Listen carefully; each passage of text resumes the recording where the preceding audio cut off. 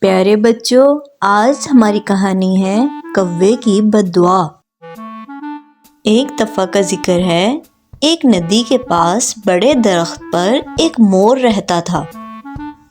اس کی ایک بری عادت تھی کہ وہ اپنے رنگ دار پروں پر بہت غرور کرتا تھا۔ اس ندی کے پاس ایک اور بڑا درخت تھا جس پر ایک کوا رہتا تھا۔ مور ہمیشہ اس کو تنگ کرتا اور اس کے کالے رنگ کا مذاق اڑاتا تھا اور کہتا، تم اتنے کالے اور بے رنگ ہو، تم یہاں مجھ جیسے خوبصورت پرندے کے ساتھ نہیں رہ سکتے، تمہیں یہاں سے چلے جانا چاہیے۔ مور غرور و تکبر میں اس حد تک بڑھ چکا تھا کہ اسے صحیح اور غلط کی تمیز نہ رہی۔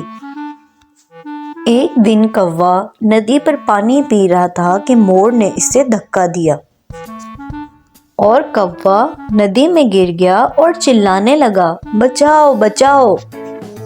یہ دیکھ کر مور ہنسنے لگا۔ کوا جیسے تیسے کر کے ندی سے باہر آیا اور مور کے لیے بد دعا کی۔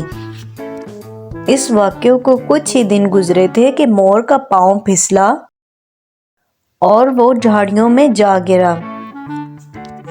اس کے پر ان جھاڑیوں میں بری طرح الجھ گئے اور مور بری طرح زخمی ہو گیا۔ اب اس کے جسم پر ایک بھی خوبصورت پر نہیں تھا۔ مور سمجھ گیا کہ یہ اس کے غرور و تکبر کا انجام ہے۔ تو پیارے بچوں، اس کہانی سے ہمیں یہ سبق ملتا ہے کہ اللہ تعالیٰ نے جو ہمیں نعمتیں دی ہیں، ہمیں اس کا شکر ادا کرنا چاہیے، نہ کہ غرور و تکبر، کیونکہ غرور و تکبر کا انجام ہمیشہ برا ہوتا ہے۔